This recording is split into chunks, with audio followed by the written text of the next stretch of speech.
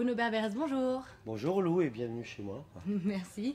Bruno, vous êtes le directeur de casting de l'émission The Voice, mais aussi de Gassi, toutes les plus célèbres comédies musicales en France. Bref, si on veut être sur un plateau, c'est vous qu'il faut contacter. Oui, pour l'ensemble de mes projets, les comédies musicales, les émissions de télécrochet comme The Voice, voire même d'autres choses, oui, bien sûr, il faut me contacter. Et c'est assez simple de me contacter. On me trouve sur les réseaux sociaux, Twitter, Facebook. Et mon téléphone même, c'est 06 84 53. J'ai pas peur de le donner parce que je trouve que dans mon métier, il faut être accessible puisque je dois trouver les talents, les chanteurs de demain.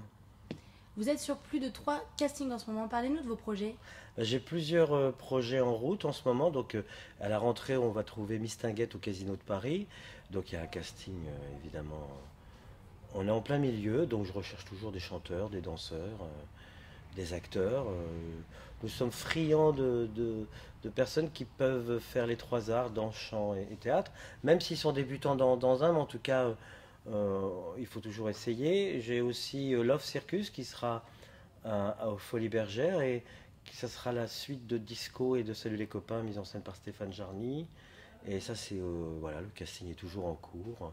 On cherche plutôt des garçons comme d'habitude. En ce qui concerne les filles, c'est presque fini.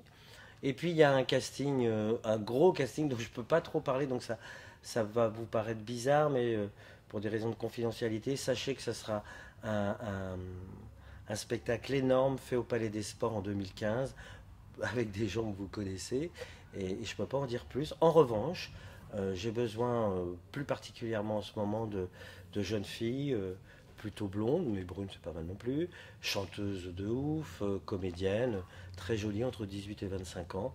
J'ai besoin aussi de chanteurs entre 18 et 25 ans aussi, plutôt beaux gosses. Voilà. Et tout ceci, bah, vous me l'envoyez sur mon adresse email, qui est très simple. Soit vous envoyez ça à casting.fr, bien évidemment, qui fera suivre. Ou sinon, vous pouvez m'envoyer ça à mon adresse email, qui est castingbbo@gmail.com. Je crois que c'est ça. Il semblerait que vous produisez votre propre comédie musicale. Alors, info ou intox, on peut en parler au moins du Ah, sujet. vous savez déjà ça, que je vais avoir mon spectacle. Bah, ce ne sera pas la première fois que je vais m'aventurer. Je l'ai déjà fait avec Créature il y a quelques années, qui était à la Renaissance. Oui, j'ai eu une idée un matin et voilà, je ne peux pas vous en dire plus, mais c'est vrai que je vais passer de l'autre côté du casting. Alors, la seule question que je me pose, c'est mais qui vais-je embaucher pour faire le casting de ce spectacle? Je ne sais pas. Suspense, peut-être Soledad, à casting.fr. Revenons au casting de The Voice. Avoir les talents chaque année, on se dit mais la France a une multitude de talents. Comment faites-vous pour trouver ces talents qui viennent aussi bien d'Israël que du fin fond de la France? Alors, comment fait-on? D'abord, je ne suis pas tout seul pour cette émission. Nous sommes toute une équipe. Il y a Alex, Laure, Marco, Romain. Et d'abord, autour de moi, il y a une vérité, il n'y a que des chanteurs ou des musiciens. C'est-à-dire que pour aller débusquer des talents, je ne sais pas, soit à Clermont-Ferrand, à Lyon, à Paris, ou à Bourges, dans les festivals, parce qu'on va aussi dans les festivals comme Bourges, Francofolie, moi je ne travaille qu'avec des artistes, parce que les artistes parlent aux artistes, d'accord?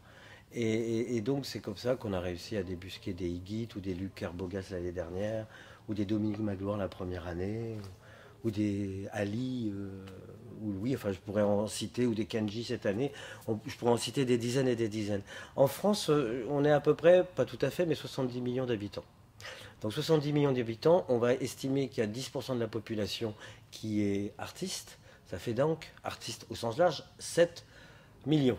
Sur 7 millions, on va dire qu'il y en a au moins 10% qui ont du talent, ça fait donc 700 000. Là, en deux trois saisons, on a dû voir, je sais pas, 50 000 personnes. Quand je dis voir, c'est de visu. Donc il m'en reste encore 650 000 à débusquer. Donc la vie est belle. Et il y a des endroits où on est. Ouais, il y a des endroits où on va aller un peu plus. Je pense à toutes les banlieues, pas forcément à la banlieue parisienne. Je pense aux banlieues à Lyon, à Marseille. Tous ces endroits où il y a plein d'artistes qui sommeillent, qui n'osent pas, qui n'ont pas les moyens d'accéder à des cours et qui peut-être toute la journée ont peur. ont peur de s'exprimer parce qu'ils ont peur qu'on se moque d'eux et parce que le cadre ne s'y prête pas. Et moi, j'ai vraiment envie que mes équipes aillent voir un peu ce qui s'y passe là-bas. Je suis sûr qu'il y a plein de petits Mozart assassinés. Ultra dynamique et passionné, vous êtes sur tous les fronts. Racontez-nous vos débuts comme directeur de casting. Oh, mes débuts comme directeur de casting, c'est alors évidemment quand on est tout petit, on se dit pas, on dit quand on est tout petit, un jour je veux être chanteur ou un jour je veux être vétérinaire ou pompier. On se dit pas, ah tiens, je veux être directeur de casting. Moi, ça m'est tombé dessus après un parcours très varié, très chaotique. J'étais chanteur, comédien, euh, et après je me mettais cadre dans une banque. Enfin, j'ai fait des études, voilà. On dirait pas, mais voilà. Donc j'ai un parcours très chaotique et un jour. Il y a eu un spectacle musical qui s'appelait Les 10 Commandements où j'ai proposé 3 artistes. Ces 3 artistes ont fait partie du casting final. Et c'est comme ça que Dovatia, Albert Cohen et Pascal Obispo m'ont proposé de faire l'équipe B. En me disant, bah, tiens, tu vas faire le casting de l'équipe B. Je ne suis pas le directeur de casting.